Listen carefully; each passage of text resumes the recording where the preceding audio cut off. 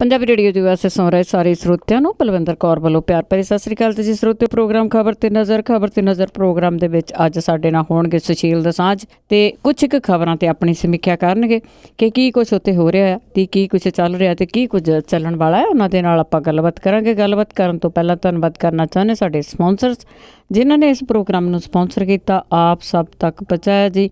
Khalsa insurance agency ਜਿਨ੍ਹਾਂ ਦਾ phone number 4082722500, Gurdeep Singh Baidi, Clovis, Ashanjit Singh Kaloti, Yuba City, Jasvir Singh Josan, Mountain House, Sarabjit Singh Chokar, Turlock, Satnam Singh Shergill. ਬਹੁਤ ਬਹੁਤ ਇਹਨਾਂ ਦੇ ਧੰਨਵਾਦੀ। ਇਹਨਾਂ ਨੇ ਇਸ ਪ੍ਰੋਗਰਾਮ ਨੂੰ ਸਪਾਂਸਰ ਕੀਤਾ, ਆਪ ਸਭ ਤੱਕ ਪਹੁੰਚਾਇਆ ਜੀ। ਸਾਡੇ ਨਾਲ ਜੁੜ ਚੁੱਕੇ ਨੇ ਜੀ ਸੁਸ਼ੀਲ ਦੋਸਾਂਝ ਜੀ, ਸਤਿ ਸ਼੍ਰੀ ਅਕਾਲ, ਸਵਾਗਤ ਹੈ ਜੀ। ਬਹੁਤ ਬਹੁਤ ਮਿਹਰਬਾਨੀ ਬਲਵਿੰਦਰ ਜੀ ਤੇ ਪੰਜਾਬੀ ਰੇਡੀਓ USA ਦੇ ਸਾਰੇ ਸਰੋਤਿਆਂ ਨੂੰ ਵੀ ਚੰਡੀਗੜ੍ਹ ਸਟੂਡੀਓ ਤੋਂ ਸੁਸ਼ੀਲ ਦੋਸਾਂਝ ਜੀ ਪਿਆਰ ਭਰੀ ਸਤਿ ਸ਼੍ਰੀ ਅਕਾਲ, ਆਦਾਬ ਤੇ ਨਮਸਕਾਰ। ਪਰ ਦੋਸਤੋ, ਅਸੀਂ ਖਬਰ ਤੇ ਨਜ਼ਰ ਪ੍ਰੋਗਰਾਮ ਦੇ ਵਿੱਚ ਹਾਂ। ਅਸੀਂ ਸੰਖੇਪ ਕੁਝ ਟਿੱਪਣੀਆਂ ਤੁਹਾਡੇ ਨਾਲ ਸਾਂਝੀਆਂ ਕਰਾਂਗੇ। ਪੰਜਾਬ ਦੇ ਬਦਲਦੇ ਹੋਏ ਰਾਜਸੀ ਤੇ ਸਮਾਜਿਕ ਆਰਥਿਕ ਸਮੀਕਰਨਾਂ ਬਾਰੇ ਚਰਚਾ ਰਹੇਗੀ, ਕਿਉਂਕਿ ਸਰਕਾਰ ਬਦਲੀ ਹੈ, ਸੱਤਾ ਬਦਲੀ ਹੈ, ਤਾਂ ਬਹੁਤ ਕੁਝ ਹੋਰ ਵੀ ਬਦਲੇਗਾ।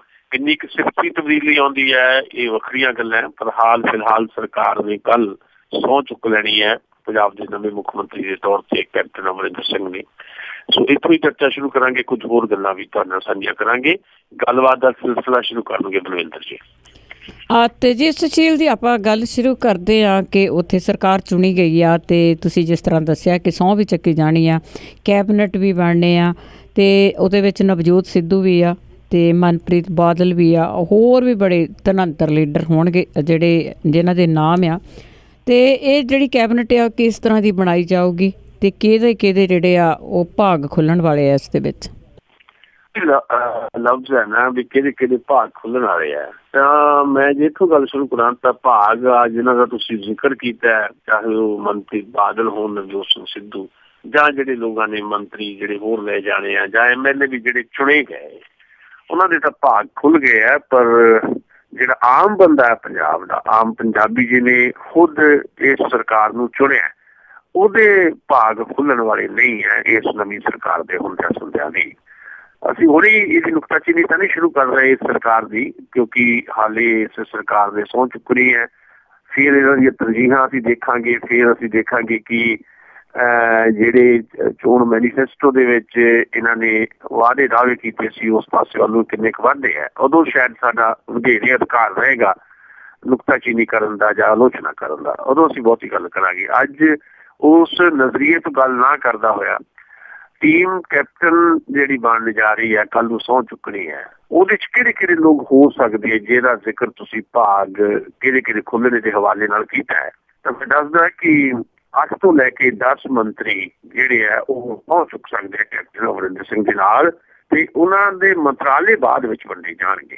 ਜਿਹੜੇ ਕੋਲ ਸਾਡੇ ਕੋਲ ਜਾਣਕਾਰੀ ਆ ਰਹੀ ਹੈ, ਕੁਝ ਖਬਰਾਂ ਦੇ ਬੁਲੇਟਿਨ ਦੇ ਵਿੱਚ ਵੀ ਤੁਸੀਂ ਸੁਣਿਆ, ਉਹਦੇ ਚ ਮਨਪ੍ਰੀਤ ਬਾਦਲ ਦਾ ਨਾਂ ਹੈ, ਨਵਜੋਤ ਸਿੰਘ ਸਿੱਧੂ ਦਾ ਨਾਂ ਵੀ ਹੈ, ਫਿਰ ਪਟਿਆਲੇ ਤੋਂ 6 ਵਾਰ ਜਿੱਤੇ ਬ੍ਰਹਮ ਮਹਿੰਦਰਾ ਦਾ ਨਾਂ ਹੈ, ਰਾਣਾ ਗੁਰਜੀਤ ਸਿੰਘ ਹੈ, ਮਾਝੇ ਤੋਂ MLA ਤ੍ਰਿਪਤ ਰਜਿੰਦਰ ਬਾਜਵਾ ਜਿਹੜੇ ਸਾਬਕਾ ਮੰਤਰੀ ਵੀ ਹੈ, ਦਲਤ ਕੋਟੇ ਚੋਂ ਸਾਧੂ ਸਿੰਘ ਧਰਮਸੋਤ ਦਾ ਨਾਂ ਬੋਲਦਾ ਹੈ, ਚਰਨਜੀਤ ਸਿੰਘ ਚੰਨੀ ਦਾ ਨਾਂ ਬੋਲਦਾ ਹੈ, ਡਾਕਟਰ ਰਾਜਕੁਮਾਰ ਵੇਰਕਾ ਦਾ ਨਾਂ ਵੀ ਚੱਲ ਰਿਹਾ ਹੈ, ਤੇ ਇਸਤਰੀਆਂ ਦੇ ਕੋਟੇ ਚੋਂ ਜਿਹੜੀ ਬੀਬੀ ਜਿੱਤੀ ਆ ਮਲੇਰਕੋਟਲੇ ਤੋਂ ਰਜੀਆ ਸੁਲਤਾਨਾ ਦਾ ਨਾਂ ਹੈ, ਅਰੁਣਾ ਚੌਧਰੀ ਦਾ ਨਾਂ ਹੈ ਜੀ।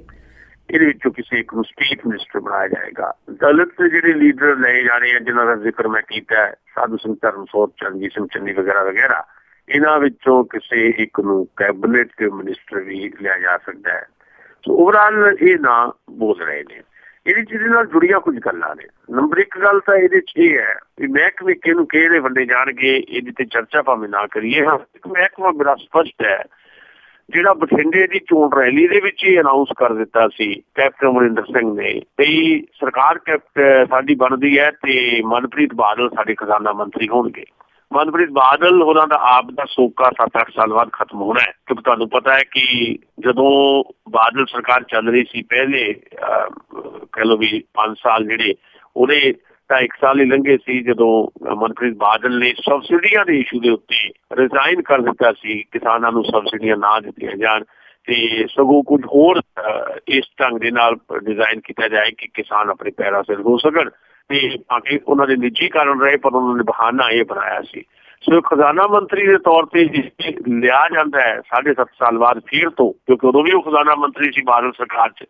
ਹੁਣ ਕੈਪਟਨ ਅਮਰਿੰਦਰ ਦੀ ਸਰਕਾਰ 'ਚ ਆ ਕੇ ਖਜ਼ਾਨਾ ਮੰਤਰੀ ਦੇ ਤੌਰ ਤੇ ਮਨਪ੍ਰੀਤ ਬਾਦਲ ਨੂੰ ਜੇ ਲਿਆ ਜਾਂਦਾ ਤਾਂ ਫਿਰ ਉਹਨਾਂ ਦੀਆਂ ਘੱਟੋ ਘੱਟ ਪੰਜਾਬ ਦਾ ਜਿਹੜਾ ਐਗਰੀਕਲਚਰ ਸੈਕਟਰ ਹੈ ਉੱਥੇ ਉਹਨਾਂ ਦੀਆਂ ਕੀ ਤਰਜੀਹਾਂ ਹੋਣਗੀਆਂ, ਕਿੱਦਾਂ ਪੰਜਾਬ ਦੀ ਡੁੱਬਦੀ ਮਰਦੀ ਖੁਦਕੁਸ਼ੀ ਕਰ ਰਹੀ ਕਿਸਾਨੀ ਨੂੰ ਬਚਾਉਣ ਦਾ ਜਿਹੜਾ ਹੀਲਾ ਵਸੀਲਾ ਮਨਪ੍ਰੀਤ ਬਾਦਲ ਕਰਦੇ ਆ, ਇਹ ਉਹਨਾਂ ਤੇ ਬਹੁਤ ਵੱਡੀ ਜ਼ਿੰਮੇਵਾਰੀ ਰਹੇਗੀ। ਜਦੋਂ ਉਹਨਾਂ ਨੂੰ ਮੰਤਰਾਲਾ ਦਿੱਤਾ ਜਾਏਗਾ ਅਸੀਂ ਹੋਰ ਡਿਟੇਲ 'ਚ ਇਹਦੇ ਬਾਰੇ ਗੱਲ ਕਰਾਂਗੇ। ਦੂਜਾ ਇੰਪੋਰਟੈਂਟ ਹੈ ਨਵਜੋਤ ਸਿੰਘ ਸਿੱਧੂ, ਕਿਉਂਕਿ ਜਿਹੜੀਆਂ ਸਾਡੇ ਕੋਲ ਸੂਚਨਾਵਾਂ ਰਹੀਆਂ ਹੁਣ ਤੱਕ 18 ਦਿਨ ਪਹਿਲਾਂ ਹੀ ਨਵਜੋਤ ਸਿੰਘ ਸਿੱਧੂ ਨੇ ਵੋਟਾਂ ਪੈਣ ਤੋਂ ਕਾਂਗਰਸ ਪਾਰਟੀ ਨੂੰ ਜੁਆਇਨ ਕੀਤਾ ਤੇ ਸੌਦੇਬਾਜ਼ੀ ਨਾ ਕੀਤਾ। ਸੌਦੇਬਾਜ਼ੀ ਆਮ ਆਦਮੀ ਪਾਰਟੀ ਨਾਲ ਉਹਨਾਂ ਦੀ ਸਿਰੇ ਨਹੀਂ ਚੜੀ, ਫਿਰ ਕਾਂਗਰਸ ਪਾਰਟੀ ਨਾਲ ਸੌਦੇਬਾਜ਼ੀ ਹੁੰਦੀ ਰਹੀ ਤੇ ਉਸ ਸਿਆਸੀ ਸੌਦੇਬਾਜ਼ੀ ਦੇ ਵਿੱਚ ਕੀ ਵਾਅਦਾ ਉਹਨਾਂ ਨਾਲ ਕੀਤਾ ਗਿਆ, ਜਿਹੜੀਆਂ ਕਨਸੋਆਂ ਪਹਿਲਾਂ ਆਈਆਂ ਵੀ ਉਹਨਾਂ ਨੂੰ ਡਿਪਟੀ ਸੀਐਮ ਬਣਾਇਆ ਜਾਣਾ ਤੇ ਰਾਹੁਲ ਗਾਂਧੀ ਤੇ ਪ੍ਰਿੰਕਾ ਗਾਂਧੀ ਦੇ ਦਖਲ ਦੇ ਨਾਲ ਕੈਪਟਨ ਅਮਰਿੰਦਰ ਇਸ ਗੱਲ ਨੂੰ ਮੰਨ ਗਏ ਸੀ। ਪਰ ਹੁਣ ਗੱਲਾਂ ਆ ਰਹੀਆਂ ਜਾਂ ਖਬਰਾਂ ਆ ਰਹੀਆਂ ਕਿ ਕੈਪਟਨ ਅਮਰਿੰਦਰ ਰਾਜ਼ੀ ਨਹੀਂ ਹੈ ਨਵਜੋਤ ਸਿੰਘ ਸਿੱਧੂ ਨੂੰ ਜਾਂ ਕਿਸੇ ਨੂੰ ਵੀ ਡਿਪਟੀ ਸੀਐਮ ਬਣਾਉਣ ਲਈ। ਉਹਨਾਂ ਦਾ ਕਹਿਣਾ ਹੈ ਜਦੋਂ ਪ੍ਰਚੰਡ ਬਹੁਮਤ ਦੇ ਨਾਲ 77 ਸੀਟਾਂ ਜਿੱਤ ਕੇ ਅਸੀਂ ਹਕੂਮਤ ਬਣਾਉਣ ਜਾ ਰਹੇ ਹਾਂ ਤੇ ਡਿਪਟੀ ਸੀਐਮ ਦੀ ਕੀ ਜ਼ਰੂਰਤ ਹੈ। ਸੋ ਨਵਜੋਤ ਸਿੰਘ ਸਿੱਧੂ ਡਿਪਟੀ ਸੀਐਮ ਬਣਦੇ ਆ ਜਾਂ ਨਹੀਂ ਬਣਦੇ ਆ, ਇਹ ਹਾਲੇ 2-4 ਦਿਨ ਮੈਨੂੰ ਲੱਗਦਾ ਜਿੰਨੀ ਦੇਰ ਤੱਕ ਵਜ਼ਾਰਤਾਂ ਨਹੀਂ ਵੰਡੀਆਂ ਜਾਂ ਕੱਲ ਜਦੋਂ ਸਹੁੰ ਚੁੱਕੀ ਜਾਏਗੀ ਉਦੋਂ ਤੱਕ ਹਾਲੇ ਭੇਤ ਹੈ।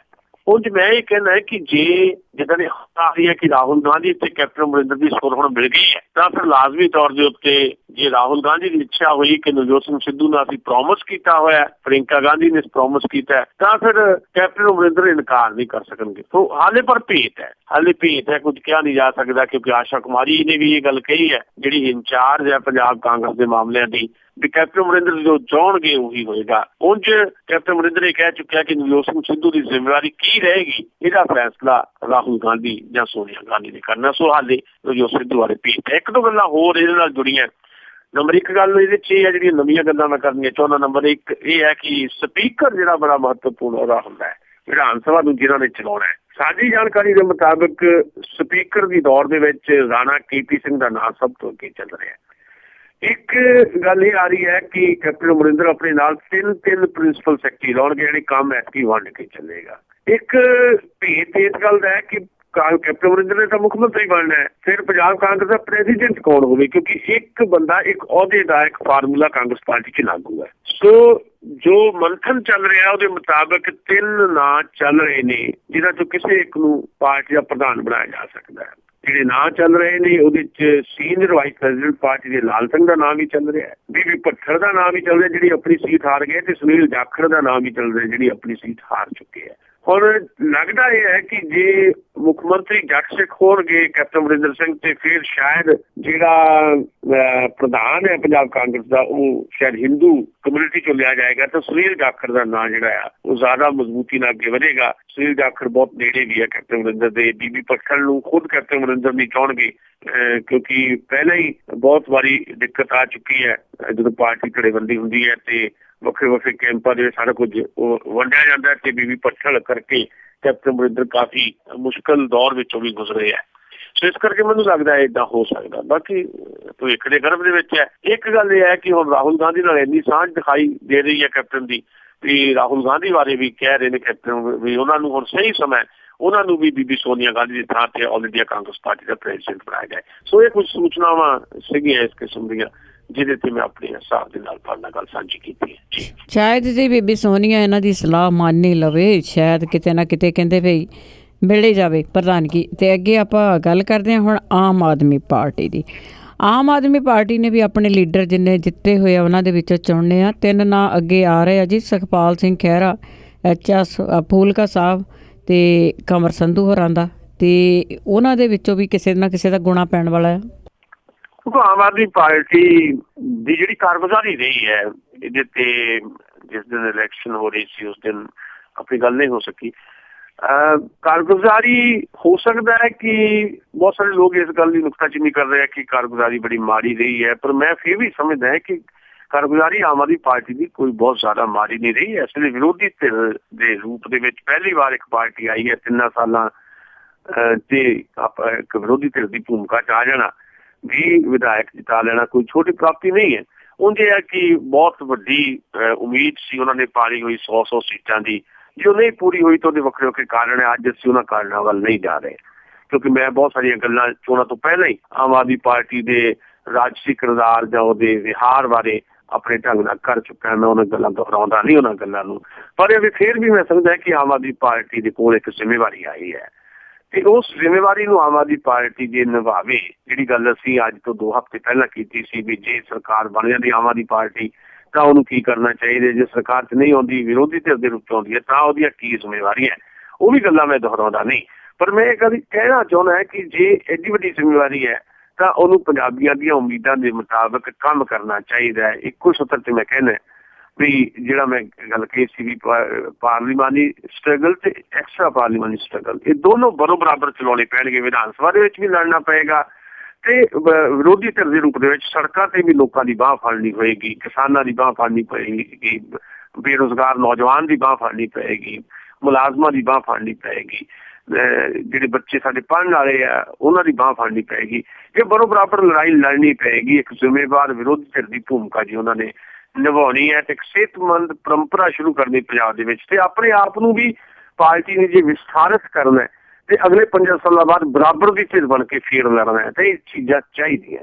ਅੱਛਾ, ਇਹ ਚੀਜ਼ਾਂ ਚਾਹੀਦੀਆਂ ਤਾਂ ਫਿਰ ਲਾਜ਼ਮੀ ਤੌਰ ਤੇ ਤੁਹਾਡੇ ਕੋਲ ਲੀਡਰ ਵੀ ਕਾਬਿਲ ਚਾਹੀਦਾ। ਇਹ ਚੀਜ਼ਾਂ ਤਾਂ ਹੀ ਹੋਣਗੀਆਂ ਜੇ ਵਿਧਾਨ ਸਭਾ ਦੇ ਵਿੱਚ ਤੁਹਾਡਾ ਜਿਹੜਾ ਆਗੂ ਆ ਉਹ ਜਿਹੜਾ ਵਿਰੋਧੀ ਧਿਰ ਦਾ ਲੀਡਰ ਵੀ ਹੋਏਗਾ ਉਹ ਬਹੁਤ ਕਾਬਿਲ ਹੋਵੇ, ਪਾਰਦਰਸ਼ਤਾ ਦੇ ਨਾਲ ਕੰਮ ਕਰਨਾ ਹੋਵੇ, ਜਿਹੜਾ ਵਿਧਾਨ ਸਭਾ ਦੇ ਵਿੱਚ ਵੀ ਲੜੇ ਤੇ ਵਿਧਾਨ ਸਭਾ ਤੋਂ ਬਾਹਰ ਵੀ ਤੁਹਾਡੀ ਲੜਾਈ 'ਚ ਅੱਗੇ ਚੱਲੇ। ਤਾਂ ਫਿਰ ਹੁਣ ਨਾਂ ਆ ਰਹੇ 3 ਜਿੱਦਾਂ ਤੁਸੀਂ ਜ਼ਿਕਰ ਕੀਤਾ, ਉਹ 3 ਨਾਂ ਦੇ ਵਿੱਚ ਜੇ ਮੇਰੇ ਤੋਂ ਤੁਸੀਂ ਪੁੱਛਣਾ ਹੋਵੇ ਤਾਂ ਮੈਂ ਤਾਂ ਸਮਝਦਾ ਕਿ ਐਨਰਜੈਟਿਕ ਤੌਰ ਦੇ ਉੱਤੇ ਵੀ ਤੇ ਵੈਸੇ ਵੀ ਸਮਝਦਾਰੀ ਦੇ ਤੌਰ ਦੇ ਉੱਤੇ ਵੀ ਤੇ ਇੱਕ ਪੋਲੀਟੀਕਲ ਲੀਡਰ ਦੇ ਜਿਹੜੇ ਐਕਸਪੀਰੀਅੰਸ ਹੁੰਦੇ ਆ ਉਹਦੇ ਲੈਵਲ ਤੇ ਵੀ ਮੈਨੂੰ ਇਹਨਾਂ 3 ਨਾਵਾਂ ਚੋਂ ਸਭ ਤੋਂ ਬਿਹਤਰ ਨਾਂ ਸੁਖਪਾਲ ਸਿੰਘ ਖਹਿਰਾ ਲੱਗਦਾ। ਭਾਵੇਂ ਮੇਰੀਆਂ ਕੋਈ ਰਿਜ਼ਰਵੇਸ਼ਨ ਰਹਿ ਗਈਆਂ ਸੁਖਪਾਲ ਸਿੰਘ ਖਹਿਰਾ ਬਾਰੇ, ਉਹਨਾਂ ਦੀ ਸਟਾਈਲ ਬਾਰੇ, ਕਿਉਂਕਿ ਜਿੱਦਾਂ ਹੁਣ ਹਾਲੇ 20 MLA ਇਹਨਾਂ ਦੇ ਚੁਣੇ ਗਏ, ਇਹਨਾਂ ਦੀ MLA ਦੀ ਮੀਟਿੰਗ ਵੀ ਨਹੀਂ ਹੋਈ, ਪਹਿਲੇ ਸੁਖਪਾਲ ਸਿੰਘ ਖਹਿਰਾ ਉਹਨਾਂ ਨੇ ਇੱਕ ਵੀਡੀਓ ਅਪਲੋਡ ਕਰ ਦਿੱਤੀ। ਮੈਂ ਸਮਝਦਾ ਕਿ ਇੱਕ ਅਨੁਸ਼ਾਸਨ ਜਿਹੜਾ ਪਾਰਟੀ ਚਾਹੀਦਾ ਉਹ ਬਹੁਤ ਇੰਪੋਰਟੈਂਟ ਹੁੰਦਾ ਤੇ ਅਨੁਸ਼ਾਸਨ 20 ਦੇ 20 ਵਿਧਾਇਕਾਂ 'ਚ ਦਿਖਾਈ ਦੇਣਾ ਚਾਹੀਦਾ। ਹੁਣ ਮੀਟਿੰਗ ਕਾਲ ਹੋਈ ਹੈ, ਇੱਕ ਗੱਲ ਤਾਂ ਇਹ ਥੋੜੀ ਗਲਤ ਲੱਗ ਰਹੀ ਹੈ ਮੈਨੂੰ ਕਿ ਮੀਟਿੰਗ ਕਾਲ ਹੋਈ ਹੈ, ਦਿੱਲੀ 'ਚ ਮੀਟਿੰਗ ਕੀਤੀ ਜਾ ਰਹੀ ਹੈ, ਪੰਜਾਬ ਦੇ MLA ਚੁਣੇ ਗਏ, ਚੰਡੀਗੜ੍ਹ 'ਚ ਮੀਟਿੰਗ ਕਰੋ। ਕੇਜਰੀਵਾਲ ਸਾਹਿਬ ਚੰਡੀਗੜ੍ਹ 'ਚ ਹੋਣ, ਬੈਠ ਕੇ ਮੀਟਿੰਗ ਕਰਨ, ਪਾਰਟੀ ਦੇ ਨੈਸ਼ਨਲ ਕਨਵੀਨਰ ਦੇ ਤੌਰ ਦੇ ਉੱਤੇ ਉਹ ਮੀਟਿੰਗ ਉਹ ਲੈਣ ਤੇ 20 ਦੇ 20 MLA ਜਿਹੜੇ ਆ ਉਹਨਾਂ ਦੀ ਖੁੱਲੀ ਰਾਏ ਲਈ ਜਾਏ ਕਿ ਦੱਸੋ ਆਪਣਾ ਲੀਡਰ ਕੌਣ ਹੋਏਗਾ ਵਿਧਾਨ ਸਭਾ ਦੇ ਵਿੱਚ। ਜਿੱਥੇ ਸਹਿਮਤੀ ਹੋਵੇ ਜਾਂ ਬਹੁਤ ਸਹਿਮਤੀ ਹੋਵੇ ਉਹ ਤੇ ਮੋਹਰ ਲਾ ਦਿੱਤੀ ਜਾਏ, ਪਰ ਏਦਾਂ ਹੋ ਨਹੀਂ ਰਿਹਾ। ਹਾਲੇ ਵੀ ਉਹ ਕਿਤੇ ਨਾ ਕਿਤੇ ਉਹ ਗੱਲ ਚੱਲ ਰਹੀ ਹੈ ਕਿ ਆਮ ਆਦਮੀ ਪਾਰਟੀ ਦਾ ਜਿਹੜਾ ਸਭ ਤੋਂ ਵੱਡਾ ਸੰਕਟ ਹੈ ਕਿ ਆਮ ਆਦਮੀ ਪਾਰਟੀ ਨੂੰ ਪੰਜਾਬ ਦੀ ਜਿਹੜੀ ਪਾਰਟੀ ਉਹਨੂੰ ਪੰਜਾਬ ਵਾਂਗ ਨਹੀਂ ਚਲਾਇਆ ਜਾ ਰਿਹਾ। ਇੱਕ ਦਿੱਕਤ ਆਏਗੀ। ਸੋ ਇਹਦੇ 'ਚ ਰੌਲਾ ਵੀ ਪੈ ਸਕਦਾ ਹੈ। ਜਿਹੜੀ ਮੀਟਿੰਗ ਹੋਣੀ ਹੈ ਇਹਦੇ 'ਚ ਧੜੇਬਾਜ਼ੀ ਵੀ ਸਾਡੇ ਸਾਹਮਣੇ ਆ ਸਕਦੀ ਹੈ, ਪਰ ਮੈਨੂੰ ਲੱਗਦਾ ਹੈ ਕਿ ਜੇ ਸਮਝਦਾਰੀ ਤੋਂ ਕੰਮ ਲਵੇ ਪਾਰਟੀ ਦੀ ਲੀਡਰਸ਼ਿਪ ਅਰਵਿੰਦ ਕੇਜਰੀਵਾਲ ਤੇ ਨਾਲ ਪੰਜਾਬ ਦੀ ਲੀਡਰਸ਼ਿਪ, ਤਾਂ ਇਸ ਵੇਲੇ ਇੱਕ ਮੌਕਾ ਹੈ ਇੱਕ ਜ਼ਿੰਮੇਵਾਰ ਵਿਰੋਧੀ ਧਿਰ ਦੀ ਭੂਮਿਕਾ ਨਿਭਾਉਣ ਦਾ। ਜੇ ਉਹ ਮੌਕਾ ਸਾਂਭਦੀ ਆਮ ਆਦਮੀ ਪਾਰਟੀ ਤਾਂ ਲਾਜ਼ਮੀ ਤੌਰ ਦੇ ਉੱਤੇ ਐਤਕਾਂ ਨਹੀਂ ਵੀ ਬਣ ਸਕੀ ਪੂਰਾ ਬਦਲ ਕਾਂਗਰਸ ਤੇ ਅਕਾਲੀ BJP ਗੱਠਜੋੜ ਦਾ ਆਮ ਆਦਮੀ ਪਾਰਟੀ 5 ਸਾਲਾਂ ਬਾਅਦ ਜ਼ਰੂਰ ਬਦਲ ਬਣ ਸਕਦੀ ਹੈ। ਇਹ ਉਹਦੇ ਕੋਲ ਤਾਕਤ ਹੈ, ਪਰ ਉਹਦੇ ਵਾਸਤੇ ਉਹ ਚੀਜ਼ਾਂ ਜ਼ਰੂਰੀ ਹੈ ਜਿਹੜੀਆਂ ਚੀਜ਼ਾਂ ਮੈਂ ਦੁਹਰਾਉਂਦਾ ਨਹੀਂ, ਜਿਹੜੀਆਂ ਮੈਂ ਚੋਣਾਂ ਤੋਂ ਪਹਿਲਾਂ ਜਿਹੜੀਆਂ ਗੱਲਾਂ ਆਮ ਆਦਮੀ ਪਾਰਟੀ ਦੇ ਪ੍ਰਸੰਗ 'ਚ ਕਰਦਾ ਰਿਹਾ ਜੀ। ਹਾਂਜੀ, ਤੇ ਅੱਗੇ ਆਪਾਂ ਗੱਲ ਕਰਦੇ ਹਾਂ ਵਾਅਦਿਆਂ ਦੀ। ਇੱਕ ਵਾਅਦਾ ਮੇਨ ਹੈਗਾ ਜਿਹੜਾ ਬਹੁਤੀ ਲੋਕਾਂ ਨੂੰ ਇਹ ਗੱਲ ਖਾਂਦੀ ਹੈ, ਨਸ਼ਾ ਖਤਮ ਕਰਨ ਦੇ ਜਿਹੜੇ ਵਾਅਦੇ ਕੀਤੇ ਆ ਕੈਪਟਨ ਅਮਰਿੰਦਰ ਸਿੰਘ ਨੇ, ਕੀ ਤੁਹਾਨੂੰ ਲੱਗਦਾ ਹੈ ਕਿ ਉਸ ਵੱਲ ਪਹਿਲਾਂ ਧਿਆਨ ਦੇਣਗੇ? ਦੇਖੋ, ਧਿਆਨ ਤਾਂ ਉਹਨਾਂ ਨੂੰ ਦੇਣਾ ਪਏਗਾ। ਤੁਸੀਂ ਜਪਜੀ ਸਾਹਿਬ ਦਾ ਗੁਟਕਾ ਹੱਥ 'ਚ ਫੜ ਕੇ ਸਹੁੰ ਖਾਧੀ ਚੋਣ ਮੁਹਿੰਮ ਦੇ ਦੌਰਾਨ ਤੇ ਮੈਂ 1 ਮਹੀਨੇ 'ਚ ਨਸ਼ਾ ਖਤਮ ਕਰ ਦਾਂਗਾ। ਇਸ ਕਰਕੇ ਕੰਮ ਤਾਂ ਕਰਨਾ ਪਏਗਾ, ਨਹੀਂ ਤਾਂ ਲੋਕ ਜਵਾਬ ਮੰਗਣਗੇ ਭਾਈ ਤੁਸੀਂ ਅਨਾਦਰ ਕਰ ਰਹੇ ਹੋ, ਆਪਣੀ ਹੀ ਆਸਥਾ ਦਾ ਮਖੌਲ ਉਡਾ ਰਹੇ ਹੋ, ਜਿਹੜੀ ਗੱਲ ਕਹੀ ਤੁਸੀਂ ਕਰਦੇ ਨਹੀਂ। ਤੇ ਇਮੀਡੀਏਟ ਜੋ ਸਾਨੂੰ ਦਿਖਾਈ ਦੇ ਰਿਹਾ ਹੈ ਯਤਨ ਉਸ ਪਾਸੇ ਵੱਲ ਕਰਨ ਦੀ ਕੋਸ਼ਿਸ਼ ਵੀ ਹੈ। ਜੋ ਸਾਡੇ ਕੋਲ ਜਾਣਕਾਰੀ ਨਵੀਂ ਆਈ ਹੈ ਵੀ ਕਾਂਗਰਸ ਪਾਰਟੀ ਤੇ ਹੁਣ ਜਦੋਂ ਸਰਕਾਰ 'ਚ ਆ ਜਾਏਗੀ ਤੇ ਇੱਕ ਐਕਸ਼ਨ ਮੋਡ ਦੇ ਵਿੱਚ ਦਿਖਾਈ ਦੇ ਰਹੀ ਹੈ।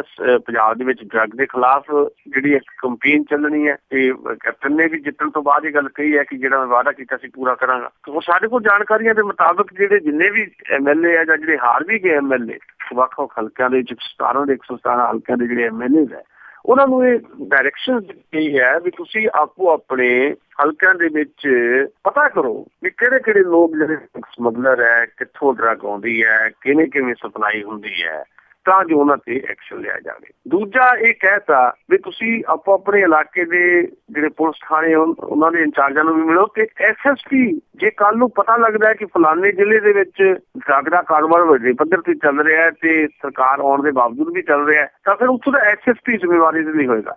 ਯਾਨੀ ਪੁਲਿਸ ਨੂੰ ਜਵਾਬਦੇਹ ਬਣਾਉਣ ਦੀ ਕੋਸ਼ਿਸ਼ ਸ਼ੁਰੂ ਕੀਤੀ ਜਾ ਰਹੀ। ਮੈਂ ਸਮਝਦਾ ਇਹ ਚੰਗੇ ਕਦਮ ਹੈ, ਪਰ ਇਹ ਕਦਮ ਏਦਾਂ ਦੇ ਨਹੀਂ ਹੈ ਕਿ ਸੱਚਮੁੱਚ ਜੜ ਤੋਂ ਨਸ਼ੇ ਨੂੰ ਖਤਮ ਕਰ ਦੇ। ਇਹ ਇੱਕ ਟੈਂਪਰੇਰੀ ਤੌਰ ਦੇ ਉੱਤੇ ਜਾਂ ਇਮੀਡੀਏਟ ਲੋਕਾਂ ਦੇ ਸਾਹਮਣੇ ਇੱਕ ਭਰਮ ਜਿਹਾ ਖੜਾ ਕਰਨ ਦੀ ਕੋਸ਼ਿਸ਼ ਤਾਂ ਹੋ ਸਕਦਾ ਕਿ ਲੋ ਜੀ ਸਰਕਾਰ ਐਕਸ਼ਨ 'ਚ ਆ ਗਈ ਹੈ, ਦੇਖੋ ਜੀ SSP ਜ਼ਿੰਮੇਵਾਰ ਹੋਏਗਾ ਜਾਂ ਆਪਣੇ MLAs ਨੂੰ ਨੁਮਾਇੰਦਿਆਂ ਨੂੰ ਕਹਿ ਦਿੱਤਾ ਗਿਆ ਕਿ ਤੁਸੀਂ ਥੱਲੇ ਪਤਾ ਕਰੋ ਤਾਂ ਜੋ ਐਕਸ਼ਨ ਲਿਆ ਜਾ ਸਕੇ। ਇਹ ਐਕਸ਼ਨ ਇਸ ਰੂਪ ਦੇ ਵਿੱਚ ਕਿੰਨਾ ਕੁ ਜ਼ਿਆਦਾ ਪੋਸੀਬਲੀ ਜਿਹੜਾ ਸਫਲ ਹੋ ਸਕਦਾ ਹੈ, ਇਹਦੇ ਤੇ ਸ਼ੱਕ ਦੀ ਗੁੰਜਾਇਸ਼ ਹੈ। ਕਿਉਂਕਿ ਤੁਹਾਨੂੰ ਪਤਾ ਕਿ ਜਦੋਂ ਡਰੱਗ ਦਾ ਬਹੁਤ ਰੌਲਾ ਪਿਆ ਸੀ, ਅਕਾਲੀ BJP ਗੱਠਜੋੜ ਨੇ ਵੀ ਇੱਕਦਮ ਐਕਸ਼ਨ ਲਏ ਸੀ ਤੇ ਮੁੜ ਕੇ ਚੱਕ ਕੇ ਜਿਹੜੇ ਸਧਾਰਨ ਜਿਹੜੇ ਲੋਕ ਡਰੱਗ ਲੈਂਦੇ ਆ, ਬੇਕਸੂਰ ਲੋਕ ਹੈ, ਕੋਈ ਡਰੱਗ ਦੇ ਸਪਲਾਇਰ ਨਹੀਂ ਹੈ, ਉਹ 6-7 ਹਜ਼ਾਰ ਬੰਦਾ ਚੱਕ ਕੇ ਅੰਦਰ ਤੱਕਦਾ ਸੀ। ਕਿਤੇ ਉਸੇ ਤਰ੍ਹਾਂ ਦਾ ਮੁੜ ਕੇ ਸਾਰਾ ਕੁਝ ਨਾ ਵਾਪਰ ਜਾਵੇ। ਜਿਹੜੀ ਅਸਲੀ ਜੜ ਹੈ ਉਹ ਫੜਨ ਦੀ ਜ਼ਰੂਰਤ ਹੈ।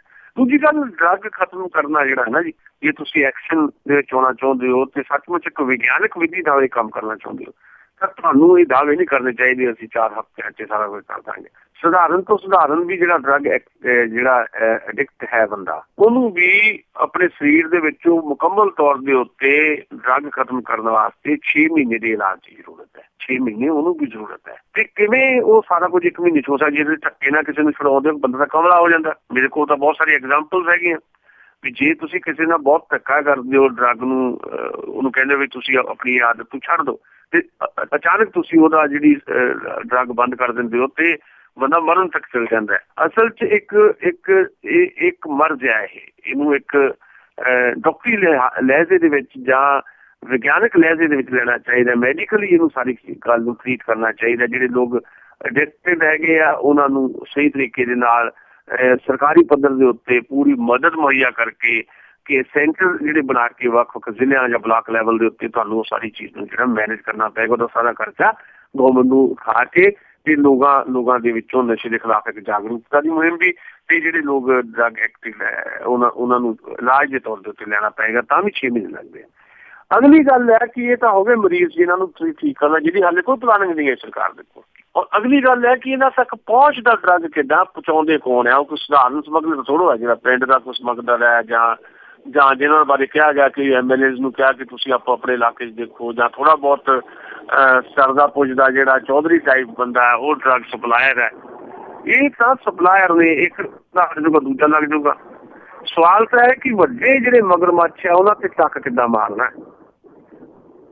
ਜਿਹੜੀ ਸਿਆਸੀ ਆਗੂਆਂ ਦੀ ਤੇ ਕਰਪਟ ਕਿਸਮ ਦੇ ਸਿਆਸੀ ਆਗੂ ਤੇ ਕਰਪਟ ਕਿਸਮ ਦੀ ਜਿਹੜੀ ਪੁਲਿਸ ਦੀ ਅਫਸਰਸ਼ਾਹੀ ਹੈ ਜਾਂ ਸਿਵਲ ਪ੍ਰਸ਼ਾਸਨ ਜਿਹੜੇ ਕਰਪਟ ਲੋਕ ਬੈਠੇ ਹੈ ਤੇ ਨਾਲ ਦੀ ਨਾਲ ਜਿਹੜੇ ਸਮਗਲਰ ਹੈ, ਇਹਦਾ ਤਿੰਨਾਂ ਦਾ ਜਿਹੜਾ ਕਲਿੱਕ ਬਣਿਆ ਹੋਇਆ ਇਹਨੂੰ ਕਿੱਦਾਂ ਤੋੜਨਾ, ਇਹ ਆ ਸਭ ਤੋਂ ਇੰਪੋਰਟੈਂਟ। ਜਿੰਨੀ ਦੇਰ ਤੱਕ ਤੁਸੀਂ ਉਹ ਕਲਿੱਕ ਨਹੀਂ ਤੋੜਦੇ, ਜਿੰਨੀ ਦੇਰ ਤੱਕ ਉਹ ਕਲਿੱਕ ਨਹੀਂ ਤੋੜਦੇ, ਬਾਰਡਰ ਤੋਂ ਤੁਸੀਂ ਰੋਕ ਨਹੀਂ ਸਕਦੇ ਜਿਹੜਾ ਡਰੱਗ ਜਿਹੜਾ ਆ ਰਿਹਾ ਅਫਗਾਨਿਸਤਾਨ ਤੋਂ ਹੁੰਦਾ, ਪਾਕਿਸਤਾਨ ਤੇ ਭਾਰਤ ਵਿੱਚ ਦਾਖਲ ਹੋ ਕੇ ਪੰਜਾਬ ਦੇ ਵਿੱਚੋਂ ਨਿਕਲਦਾ ਹੋਇਆ ਪੰਜਾਬ 'ਚ ਕੰਜ਼ਿਊਮ ਹੁੰਦਾ ਉਹ ਤੇ ਫਿਰ ਦਿੱਲੀ ਪਹੁੰਚਦਾ ਹੋਇਆ ਕੈਨੇਡਾ ਅਮਰੀਕਾ ਤੱਕ ਪਹੁੰਚਦਾ। ਜਿੰਨੀ ਦੇਰ ਤੱਕ ਤੁਸੀਂ ਉਹ ਜਿਹੜੇ ਇੰਟਰਨੈਸ਼ਨਲ ਲੈਵਲ ਦੇ ਉੱਤੇ ਇੱਕ ਨੈਟਵਰਕ ਜਿਹੜਾ ਬਣਿਆ ਹੋਇਆ ਇੰਟਰਨੈਸ਼ਨਲ ਲੈਵਲ ਤੇ ਵੀ, ਨੈਸ਼ਨਲ ਲੈਵਲ ਤੇ ਵੀ, ਸਟੇਟ ਲੈਵਲ ਤੇ ਵੀ, ਉਹ ਜਿਹੜਾ ਇੱਕ ਨੈਟਵਰਕ ਹੈ ਜਿਹਦੇ 'ਚ ਕਰਪਟ ਕਿਸਮ ਦਾ ਸਾਡਾ ਸਿਆਸੀ ਆਗੂ ਸ਼ਾਮਲ ਹੈ, ਸੱਤਾ 'ਚ ਬੈਠੇ ਲੋਕ ਸ਼ਾਮਲ ਹੈ ਤੇ ਨਾਲ ਕਰਪਟ ਕਿਸਮ ਦੇ ਪੁਲਿਸ ਮੁਲਾਜ਼ਮ ਤੋਂ ਲੈ ਕੇ ਆਫਿਸਰ ਤੱਕ ਸ਼ਾਮਲ ਹੈ ਤੇ ਡਰੱਗ ਸਮਗਲਰ ਹੈ। ਇਹ ਤਿੰਨਾਂ ਦਾ ਜਿਹੜਾ ਗੱਠਜੋੜ ਹੈ ਇਹਨੂੰ ਤੋੜਨ ਵਾਸਤੇ ਤੁਹਾਡੇ ਕੋਲ ਰਾਜਸੀ ਇੱਛਾ ਸ਼ਕਤੀ ਚਾਹੀਦੀ। ਪਹਿਲਾਂ ਆਪਣੇ ਬੰਦੇ ਫੜਨੇ ਪੈਣੇ ਆ। ਕਾਂਗਰਸ ਪਾਰਟੀ ਦੇ ਅੰਦਰ ਜਿਹੜੇ ਬੈਠੇ ਆ ਜਿਹੜੇ ਕਰਪਟ ਕਿਸਮ ਦੇ ਲੋਕ ਜਿਹਨਾਂ ਦਾ ਡਰੱਗ ਸਮਗਲਰਾਂ ਦੇ ਨਾਲ ਬਕਾਇਦਾ ਕਹਿ ਲਓ ਵੀ ਨਾਤਾ ਆ, ਪਹਿਲਾਂ ਤਾਂ ਉਹਨਾਂ ਨੂੰ ਫੜਨਾ ਪੈਣਾ, ਉਹਨਾਂ ਨੂੰ ਰੋਕਣਾ ਪੈਣਾ, ਉਹਨਾਂ ਨੂੰ ਨੇੜੇ ਨਹੀਂ ਆਉਣ ਦੇਣਾ ਚਾਹੀਦਾ ਸਰਕਾਰ ਦੇ ਲਾਗੇ ਛਾਗੇ ਵੀ, ਉਹਨਾਂ ਨੂੰ ਇੱਕਦਮ ਦੂਰ ਕਰਨਾ ਪੈਣਾ। ਇਹ ਕੋਈ ਛੋਟਾ ਕੰਮ ਨਹੀਂ। ਇਹਦੇ ਵਾਸਤੇ ਤੁਹਾਨੂੰ ਬਹੁਤ ਵੱਡੇ ਪੱਧਰ ਦੇ ਉੱਤੇ ਹੌਸਲਾ, ਤਾਕਤ, ਰਾਜਨੀਤਿਕ ਇੱਛਾ ਸ਼ਕਤੀ ਸਾਰਾ ਕੁਝ ਚਾਹੀਦਾ। ਜੇ ਇਹ ਰਾਜਨੀਤਿਕ ਇੱਛਾ ਸ਼ਕਤੀ ਕੈਪਟਨ ਅਮਰਿੰਦਰ ਆਪਣੇ ਆਪ 'ਚ ਪੈਦਾ ਕਰਕੇ ਦਿਖਾਉਣਗੇ ਤੇ ਉਹਨੂੰ ਇੰਪਲੀਮੈਂਟ ਕਰਨਗੇ ਤਾਂ ਵੀ 6-7 ਮਹੀਨੇ ਇਹ ਸਾਰੇ ਕੁਝ ਨੂੰ ਕਰਨ ਨੂੰ ਲੱਗਣਗੇ। ਉਮੀਦ ਭਾਵੇਂ ਘੱਟ ਹੈ ਪਰ ਫਿਰ ਵੀ ਅਸੀਂ ਉਮੀਦ ਕਰਦੇ ਹਾਂ ਕਿ ਜਪਜੀ ਸਾਹਿਬ ਦਾ ਗੁਟਕਾ 'ਚ ਫੜ ਕੇ ਸਹੁੰ ਖਾਣ ਵਾਲੇ ਕੈਪਟਨ ਅਮਰਿੰਦਰ ਸਿੰਘ ਆਪਣੇ ਵਾਅਦੇ ਨੂੰ ਪੂਰਾ ਕਰਨਗੇ। ਹਾਂ ਬਿਲਕੁਲ, ਜਿਸ ਤਰ੍ਹਾਂ ਤੁਸੀਂ ਕਿਹਾ ਆਸ ਤੇ ਕਰ ਸਕਦੇ ਹਾਂ, ਪਰ ਕੋਈ ਬਹੁਤਾ ਫਰਕ ਤੇ ਨਹੀਂ ਲੱਗ ਰਿਹਾ ਅਜੇ ਅਕਾਲੀਆਂ 'ਚ ਤੇ ਕਾਂਗਰਸੀਆਂ ਦੇ ਵਿੱਚ, ਸਰਕਾਰਾਂ ਦੇ ਵਿੱਚ। ਇੱਕ ਗੱਲ ਅਗਲੀ ਖਬਰ ਤੋਂ ਪਹਿਲਾਂ ਇਹ ਕਰਦੇ ਹਾਂ ਕਿ ਜਿਸ ਤਰ੍ਹਾਂ ਟਰੱਕ ਯੂਨੀਅਨ ਉੱਤੇ ਕਬਜ਼ੇ ਲਈ 2 ਦਿਨਾਂ ਦੇ ਵਿੱਚ ਹੀ ਗੋਲੀਆਂ ਚੱਲ ਗਈਆਂ ਇੱਕ ਦੂਸਰੇ ਨਾਲ, ਇੱਕ ਅਕਾਲੀ ਜਥੇਦਾਰੀ ਗੋਲੀਆਂ ਨਾਲ ਭੁੰਨ ਸੱਟਿਆ, ਕੀ ਫਰਕ ਹੈ ਇਹਨਾਂ ਦੇ ਵਿੱਚ? ਬਿਲਕੁਲ ਆ ਤਾਜ਼ੀ ਖਬਰ ਜਿਹੜਾ ਤੁਸੀਂ ਜ਼ਿਕਰ ਕੀਤਾ, ਗੁਰਦਾਸਪੁਰ ਜ਼ਿਲ੍ਹੇ 'ਚ ਕਾਦੀਆਂ ਦਾ ਪਿੰਡ ਹੈ ਫੀਰੋ, ਉੱਥੇ ਬਕਾਇਦਾ ਇੱਕ ਸਾਬਕਾ ਅਕਾਲੀ ਪ੍ਰਧਾਨ ਰਹੇ ਨੇ, ਡਿਸਟ੍ਰਿਕਟ ਦੇ ਉਪ ਪ੍ਰਧਾਨ ਰਹੇ ਨੇ ਜਥੇਦਾਰ ਸੇਵਾ ਸਿੰਘ ਹੋਰਾਂ ਦੇ ਨੇੜਲੇ ਗੁਰਬਚਨ ਸਿੰਘ ਸ਼੍ਰੋਮਣੀ ਅਕਾਲੀ ਦਲ ਦੇ ਕਾਫੀ ਵੱਡੇ ਲੀਡਰ ਰਹੇ ਆ, ਬਾਦਲ ਸਾਹਿਬ ਦੇ ਵੀ ਨੇੜੇ ਸੀ। ਉਹਨਾਂ ਨੂੰ ਹੁਣ ਗੋਲੀਆਂ ਮਾਰ ਕੇ ਉਹਨਾਂ ਦਾ ਮਰਡਰ ਕਰ ਦਿੱਤਾ ਗਿਆ। ਜਿਹੜੀ ਸੱਤਾ ਬਦਲੀ ਹੈ ਨਾਲ ਦੀ ਨਾਲ ਮਾਫੀਆ ਬਦਲ ਜਾਂਦਾ। ਜਦੋਂ ਅਕਾਲੀ ਬੀਜੇਪੀ ਗੱਠਜੋੜ ਹਕੂਮਤ 'ਚ ਸੀ ਤੇ ਕਾਂਗਰਸੀਆਂ ਤੇ ਹਮਲੇ, ਆਮ ਆਦਮੀ ਪਾਰਟੀ ਵਾਲੇ ਤੇ ਹਮਲੇ, ਜਾਂ ਬਾਕੀ ਜਿਹੜੇ ਜਿੰਨੇ ਵੀ ਵਿਰੋਧੀ ਉਹਨਾਂ ਤੇ ਹਮਲੇ, ਹਾਲੇ ਕਾਂਗਰਸ ਨੇ ਤਾਂ ਹਕੂਮਤ ਵੀ ਨਹੀਂ ਸਾਂਭੀ, ਹਾਲੇ ਤਾਂ ਸਿਰਫ ਤਸਵੀਰ ਬਦਲੀ ਹੈ। ਹਕੂਮਤ ਤਾਂ ਕੱਲ ਸਾਂਭਣੀ ਹੈ ਕੈਪਟਨ ਸਾਹਿਬ ਨੇ। ਪਹਿਲਾਂ ਹੀ ਜਿਹੜਾ ਇੱਕ ਦਬਾਅ ਦਿਖਾਈ ਦੇ ਰਿਹਾ ਹੈ, ਜਿਹੜੇ ਵਿਰੋਧੀ ਹੈ ਉਹਨਾਂ ਦੇ ਉੱਤੇ ਹਮਲੇ, ਟਰੱਕ ਯੂਨੀਅਨ ਦਾ ਤੁਸੀਂ ਜ਼ਿਕਰ ਕੀਤਾ, ਕਿਉਂਕਿ ਇਹ ਬਹੁਤ ਵੱਡੀ ਮਾਫੀ ਹੈ। ਸੱਤਾ ਬਦਲਦੀ ਹੈ, ਮਾਫੀਆ ਬਦਲ ਜਾਂਦਾ ਜੀ। ਮਤਲਬ ਜੰਗਲਾਤ ਮਾਫੀਆ ਜਿਹੜਾ ਕੰਮ ਕਰ ਰਿਹਾ ਸੀ ਉਹਦੇ ਚਿਹਰੇ ਬਦਲ ਜਾਣਗੇ। ਸਿਰਫ ਜਿਹੜੇ ਹੁਣ ਇਸ ਸੱਤਾ ਸਿਆਸਤ ਦੇ ਨੇੜਲੇ ਬੰਦੇ ਹੋਣਗੇ, ਹੁਣ ਉਹ ਮਾਫੀਆ ਉਹ ਚਲਾਉਣਗੇ। ਤੁਹਾਨੂੰ ਯਾਦ ਹੋਏਗਾ ਕਿ ਜਦੋਂ 10 ਸਾਲ ਪਹਿਲਾਂ ਕੈਪਟਨ ਅਮਰਿੰਦਰ ਦੀ ਸਰਕਾਰ ਸੀ, ਏਸੀ ਕੈਪਟਨ ਅਮਰਿੰਦਰ ਸਾਹਿਬ ਦੀ ਸਰਕਾਰ ਸੀ, ਤੇ ਉਹ 5 ਸਾਲ ਜਾਂ ਉਸ ਤੋਂ ਪਹਿਲਾਂ ਕਾਂਗਰਸ ਦੀ ਜਦੋਂ ਸਰਕਾਰ ਰਹੀ ਹੈ ਤੇ ਸੜਕਾਂ ਦੇ ਉੱਤੇ ਬੱਸਾਂ ਦਾ ਕਿਹੜਾ ਮਾਫੀਆ ਕੰਮ ਕਰਦਾ ਸੀ ਜੀ। ਦਹਿਸ਼ਤ ਹੁੰਦੀ ਸੀ ਸੜਕਾਂ ਦੇ ਉੱਤੇ ਕਰਤਾਰ ਬੱਸ ਦੀ, ਅਵਤਾਰ ਹੈਨਰੀ ਦੀਆਂ ਬੱਸਾਂ, ਜਾਂ ਪਿਆਰ ਬੱਸ ਜਿਹੜੀ ਉਹ ਜਸਵੀਰ ਦਿੰਪਾ ਦੀਆਂ ਬੱਸਾਂ। ਸਰਕਾਰ ਬਦਲੀ, ਬੱਸਾਂ ਦਾ ਮਾਫੀਆ ਬਦਲ ਗਿਆ, ਟਰਾਂਸਪੋਰਟ ਮਾਫੀਆ ਨਵਾਂ ਆ ਗਿਆ, ਔਰਬਿਟ ਬੱਸਾਂ ਚੱਲਣ ਲੱਗ ਪਈਆਂ। ਔਰਬਿਟ ਬੱਸਾਂ ਨੇ ਕਿੱਦਾਂ ਧਾਕ ਜਾਂ ਦਹਿਸ਼ਤ ਪਾਈ ਬਾਦਲਾਂ ਦੀਆਂ ਬੱਸਾਂ ਨੇ ਪੰਜਾਬ 'ਚ, ਤੁਹਾਨੂੰ ਮੇਰੇ ਤੋਂ ਜ਼ਿਆਦਾ ਪਤਾ। ਏਦਾਂ ਮਾਫੀਆ ਬਦਲਦਾ ਹੈ। ਜਦੋਂ ਕੈਪਟਨ ਸਾਹਿਬ ਸੀਗੇ ਤਾਂ ਸ਼ਰਾਬ ਦਾ ਮਾਫੀਆ ਪੌਂਟੀ ਚੱਡਾ ਸੀ, ਸਰਕਾਰ ਬਦਲੀ ਤੇ ਸ਼ਰਾਬ ਦਾ ਮਾਫੀਆ ਅਕਾਲੀਆਂ ਦੇ ਹੱਥ ਆ ਗਿਆ, ਕਦੇ ਗਰਚਿਆਂ ਕੋ ਆ ਗਿਆ, ਕਦੇ ਕਿਸੇ ਕੋ ਆ ਗਿਆ। ਇੱਥੇ ਤਾਂ ਹਰ ਮਾਫੀਆ ਦੇ ਚਿਹਰੇ ਬਦਲਣਗੇ। ਇੱਥੇ ਤਾਂ ਆਉਣ ਵਾਲੇ ਸਮੇਂ 'ਚ ਦੇਖੋ ਪਾਣੀ ਦਾ ਮਾਫੀਆ ਆਉਣ ਵਾਲਾ ਪੰਜਾਬ 'ਚ। ਜੀ ਜੀ, ਹਰ ਥਾਂ ਤੇ ਮਾਫੀਆ ਕੰਮ ਕਰ ਰਿਹਾ। ਸੱਤਾ ਦੇ ਨਾਲ ਮਾਫੀਆ ਦੇ ਚਿਹਰੇ ਬਦਲ ਰਿਹਾ।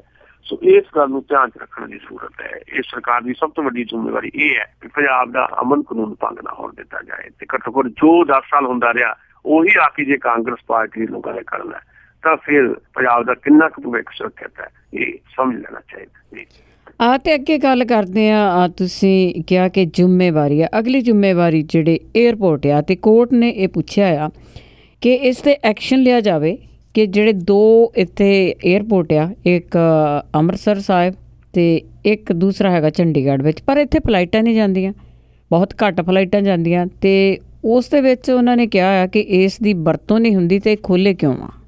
ਦੇਖੋ ਬਿਲਕੁਲ ਅਸੀਂ ਵੀ ਇਹ ਦੇਖਦੇ ਹਾਂ। ਹੁਣ ਮੰਨ ਲਓ ਚੰਡੀਗੜ੍ਹ ਦੇ, ਅਸੀਂ ਚੰਡੀਗੜ੍ਹ ਰਹਿੰਦੇ ਹਾਂ ਜਾਂ ਨੇੜੇ ਜਿਹੜੇ ਚੰਡੀਗੜ੍ਹ ਦੇ ਲੋਕ ਹੈ, ਸਾਨੂੰ ਵੀ ਇੰਟਰਨੈਸ਼ਨਲ ਫਲਾਈਟ ਵਾਸਤੇ ਇੱਥੋਂ 6-7 ਘੰਟੇ ਲੱਗਦੇ ਆ, ਸਾਨੂੰ ਦਿੱਲੀ ਏਅਰਪੋਰਟ ਜਾਣਾ ਪੈਂਦਾ ਹੈ। ਜੇ ਚੰਡੀਗੜ੍ਹ 'ਚ ਸਾਰਾ ਕੁਝ ਹੈਗਾ, ਤੁਹਾਡੇ ਕੋਲ ਇਨਫਰਾਸਟਰਕਚਰ ਹੈਗਾ, ਅਰਬਾਂ ਰੁਪਏ ਤੁਸੀਂ ਖਰਚ ਕੀਤੇ ਹੈ, ਚੰਡੀਗੜ੍ਹ ਤੋਂ ਕਿਉਂ ਨਹੀਂ ਵੀ ਸਾਨੂੰ ਫਲਾਈਟ ਮਿਲਦੀ? ਹਾਲੇ ਤੱਕ ਦੁਬਈ ਦੀ ਫਲਾਈਟ ਹੀ ਇਕੱਲੀ ਕਿਉਂ ਚੱਲੀ? ਅੰਮ੍ਰਿਤਸਰ ਇੰਟਰਨੈਸ਼ਨਲ ਫਲਾਈਟ, ਮਤਲਬ ਹੁਣ ਜਿਹੜੇ ਜੰਮੂ ਵਾਲੇ, ਅੰਮ੍ਰਿਤਸਰ ਵਾਲੇ, ਦੇਖੋ ਸਾਨੂੰ ਤਾਂ ਚੰਡੀਗੜ੍ਹ ਤੋਂ 5-6 ਘੰਟੇ ਲੱਗਦੇ, ਜਿਹੜੇ ਅੰਮ੍ਰਿਤਸਰੋਂ ਤੁਰਦੇ ਉਹਨਾਂ ਨੂੰ 12-12 ਘੰਟੇ ਦਾ ਸਫ਼ਰ ਕਰਨਾ ਪੈਂਦਾ ਉੱਥੇ ਤੱਕ, ਗੁਰਦਾਸਪੁਰ ਵਾਲਿਆਂ ਨੂੰ। ਕਿਉਂਕਿ ਤੁਸੀਂ ਜਦੋਂ ਬਾਰਡਰ ਤੇ ਦਿੱਲੀ ਪਹੁੰਚਦੇ ਹੋ ਨਾ, ਦਿੱਲੀ ਬਾਰਡਰ ਤੇ ਪਹੁੰਚ ਕੇ ਵੀ 3-4 ਘੰਟੇ ਲੱਗ ਜਾਂਦੇ ਏਅਰਪੋਰਟ ਤੇ ਪਹੁੰਚਣ ਲਈ। ਫਿਰ ਉੱਥੇ ਇੰਨਾ ਖਰਚ ਸਾਨੂੰ ਬਰਦਾਸ਼ਤ ਕਰਨਾ ਪੈਂਦਾ ਹੈ। ਆਮ ਨਾਗਰਿਕ ਜਿਹੜਾ ਆ ਪਹਿਲਾਂ ਜਾਏਗਾ 7-8-10 ਘੰਟੇ ਦਾ ਸਫ਼ਰ ਕਰਕੇ, ਹਰਾਸ ਹੋਏਗਾ, ਫਿਰ ਉੱਥੇ ਜਾ ਕੇ ਤੁਹਾਡੀ ਫਲਾਈਟ ਦੇ ਟਾਈਮ ਦੇ ਮੁਤਾਬਕ ਤੁਹਾਨੂੰ ਜਿਹੜਾ 10 ਘੰਟੇ, ਤੁਹਾਡਾ 8 ਘੰਟੇ ਪਏ ਆ ਤਾਂ ਤੁਹਾਨੂੰ ਕੋਈ ਹੋਟਲ 'ਚ ਜਾਣਾ ਪਏਗਾ, ਉੱਥੇ ਖਰਚ ਹੋਏਗਾ। ਜੇ ਪੰਜਾਬ ਦੇ ਕੋਲ ਚੰਡੀਗੜ੍ਹ ਏਅਰਪੋਰਟ ਹੈ, ਹਰਿਆਣੇ ਕੋਲ ਚੰਡੀਗੜ੍ਹ ਏਅਰਪੋਰਟ ਹੈ, ਅੰਮ੍ਰਿਤਸਰ ਏਅਰਪੋਰਟ ਹੈ, ਫਿਰ ਇੱਥੋਂ ਕਿਉਂ ਨਹੀਂ ਹੋਈ? ਸੋ ਕੋਰਟ ਨੇ ਇਹਦਾ ਬੜਾ ਸਖਤ ਕਿਸਮ ਦਾ ਜਿਹੜਾ ਨੋਟਿਸ ਲਿਆ। ਚੰਡੀਗੜ੍ਹ, ਪੰਜਾਬ ਤੇ ਹਰਿਆਣਾ ਕੋਰਟ ਨੇ, ਆਪਣੀ ਹਾਈ ਕੋਰਟ ਨੇ ਕਿਹਾ ਵੀ ਜੇ ਭਾਈ ਹਾਲਾਤ ਇਹੀ ਰਹਿਣੇ ਹੈ ਕਿ ਚੰਡੀਗੜ੍ਹ ਇੰਟਰਨੈਸ਼ਨਲ ਏਅਰਪੋਰਟ ਵੀ ਹੈ, ਅੰਮ੍ਰਿਤਸਰ ਵੀ ਹੈ, ਤਾਂ ਵੀ ਸਾਨੂੰ ਇੰਟਰਨੈਸ਼ਨਲ ਫਲਾਈਟ ਤੇ ਦਿੱਲੀ ਜਾਣਾ ਪੈਣਾ ਹੈ। ਫਿਰ ਇੱਥੇ ਅਰਬਾਂ ਰੁਪਏ ਖਰਚ ਕਿਉਂ ਕੀਤਾ? ਏਅਰਪੋਰਟ ਬੰਦ ਕਰ ਦਿਓ। ਤੇ ਜਿਹੜਾ ਏਅਰਪੋਰਟਾਂ ਤੇ ਖਰਚ ਹੋਇਆ ਹੁਣ ਤੱਕ, ਏਅਰਪੋਰਟ ਦੀ ਜਿਹੜੀ ਕੰਸਟਰਕਸ਼ਨ ਹੋਈ ਹੈ ਉਹਦੀ ਸੀਬੀਆਈ ਜਾਂਚ ਕਰੇ ਵੀ ਇਹ ਪੈਸਾ ਕਿਉਂ ਖਰਚਿਆ ਗਿਆ, ਇੱਥੇ ਕਿਵੇਂ ਖਰਚਿਆ ਗਿਆ, ਕਿੰਨਾ ਹਿੱਸਾ ਪੱਤੀ ਕਿਹਦੀ ਕੋਲ ਗਈ ਹੈ ਜਿਹਦੇ ਕਰਕੇ ਇੰਨਾ ਖਰਚਾ ਜਿਹੜਾ ਕੀਤਾ ਗਿਆ। ਸੋ ਮੈਨੂੰ ਲੱਗਦਾ ਹੈ ਕਿ ਇਹ ਬਹੁਤ ਇੰਪੋਰਟੈਂਟ ਹੈ।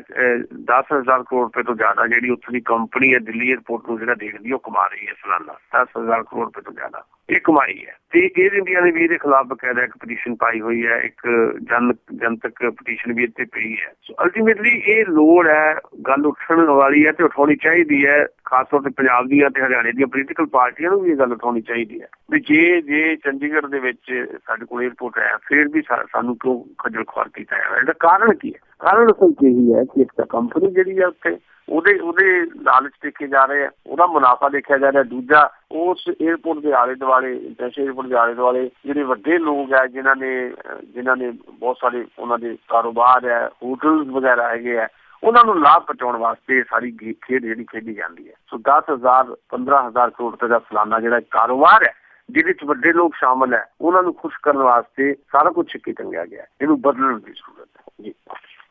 ਅਜੇ ਤਾਂ ਅਖੀਰ ਦੇ ਵਿੱਚ ਮੇਰਾ ਇੱਕ ਹੋਰ ਸਵਾਲ ਹੈ, ਜੇ ਇੱਕ ਖਬਰ ਆ ਰਹੀ ਹੈ ਕਿ ਰਾਸ਼ਟਰਪਤੀ ਹੈ ਜਿਹੜਾ ਉਹ ਚੁਣਿਆ ਜਾਵੇਗਾ, ਉਸ ਦੇ ਵਿੱਚ ਖਬਰਾਂ ਆ ਰਹੀਆਂ ਆ ਜਾਂ ਤੇ ਅਮਿਤਾਭ ਬੱਚਨ ਹੈਗਾ ਤੇ ਜਾਂ ਇਹਨਾਂ ਦਾ ਵੱਡਾ ਲੀਡਰ ਹੋਊਗਾ ਆਪਣਾ ਹੀ। ਰਾਸ਼ਟਰਪਤੀ ਦੀ ਚੋਣ ਹੋਣੀ ਹੈ ਤੇ ਭਾਰਤੀ ਜਨਤਾ ਪਾਰਟੀ ਕੁਝ ਵਾਧੇ ਚ ਹੁਣ ਇਸ ਕਰਕੇ ਹੈ ਕਿਉਂਕਿ ਉੱਤਰ ਪ੍ਰਦੇਸ਼ ਦੇ ਵਿੱਚ ਉਹਨਾਂ ਨੇ ਬਹੁਤ ਵੱਡੀ ਜਿੱਤ ਹਾਸਲ ਕੀਤੀ ਹੈ, ਤਾਕਤ ਵੱਧ ਗਈ ਹੈ ਤੇ ਰਾਸ਼ਟਰਪਤੀ ਦੀ ਚੋਣ ਦੇ ਵਿੱਚ ਇਹ ਉਹਨਾਂ ਵਾਸਤੇ ਬਹੁਤ ਮੁਫੀਦ ਹੋਏਗਾ। ਹੋਰ ਵੀ ਕਿਉਂਕਿ 13-14 ਸੂਬਿਆਂ ਚ ਹੁਣ ਬੀਜੇਪੀ ਦੀਆਂ ਗਵਰਨਮੈਂਟਸ ਹੋ ਗਈਆਂ, ਉਹਨਾਂ ਨੂੰ ਆਪਣੀ ਰਾਸ਼ਟਰਪਤੀ ਲਾਉਣ ਚ ਕੋਈ ਬਹੁਤੀ ਮੁਸੀਬਤ ਦਿੱਕਤ ਆਉਣ ਵਾਲੀ ਨਹੀਂ। 25 ਜੁਲਾਈ 2017 ਤੱਕ ਨਵੇਂ ਰਾਸ਼ਟਰਪਤੀ ਦੀ ਚੋਣ ਹੋਣੀ ਹੈ। ਪ੍ਰਣਬ ਮੁਖਰਜੀ ਦੀ ਥਾਂ ਤੇ ਨਵੇਂ ਰਾਸ਼ਟਰਪਤੀ ਹੋਣੇ ਆ। ਦੋਵੇਂ ਗੱਲਾਂ ਇਹ ਜਿਹੜਾ ਤੁਸੀਂ ਜ਼ਿਕਰ ਕੀਤਾ। ਅਮਰੀਕਾ ਇਹ ਹੈ ਕਿ ਜਿਹੜਾ ਇੱਕ ਕਿਸਮ ਦਾ ਬਨਵਾਸ ਭਾਰਤੀ ਜਨਤਾ ਪਾਰਟੀ ਨੇ ਦਿੱਤਾ ਲਾਲ ਕ੍ਰਿਸ਼ਨ ਅਡਵਾਨੀ ਨੂੰ, ਜਦੋਂ ਕਹਿ ਲਓ ਵੀ ਸਭ ਤੋਂ ਵੱਡੇ ਲੀਡਰ ਹੋਣ ਲਾਲ ਕ੍ਰਿਸ਼ਨ ਅਡਵਾਨੀ ਤੇ ਉਹਨਾਂ ਨੂੰ ਕ੍ਰਾਸ ਕਰਕੇ ਸਭ ਤੋਂ ਵੱਡੇ ਲੀਡਰ ਦੇ ਤੌਰ ਦੇ ਉੱਤੇ ਨਰਿੰਦਰ ਮੋਦੀ ਨੂੰ ਪੇਸ਼ ਕੀਤਾ ਗਿਆ ਤੇ ਨਰਿੰਦਰ ਮੋਦੀ ਨੇ ਜਿਵੇਂ ਵੀ ਮਰਜ਼ੀ ਹੈ, ਅਸੀਂ ਉਹਨਾਂ ਨਾਲ ਸਹਿਮਤ ਹੋਈਏ ਨਾ ਹੋਈਏ, ਉਹਨਾਂ ਦੇ ਸਟਾਈਲ ਨੂੰ ਉਹਨਾਂ ਨੇ ਆਪਣੀ ਸਟਾਈਲ ਦੇ ਵਿੱਚ ਲਗਾਤਾਰ ਜਿੱਤਾਂ ਦਰਜ ਕਰਕੇ ਇੰਨੀ ਮਜ਼ਬੂਤ ਸਥਿਤੀ ਚ ਪਾ ਲਿਆ ਕਿ ਹੁਣ ਉਹਨਾਂ ਦਾ ਕੋਈ ਵਿਰੋਧ ਪਾਰਟੀ ਦੇ ਅੰਦਰ ਜਾਂ RSS ਵਾਲੇ ਨਹੀਂ ਕਰ।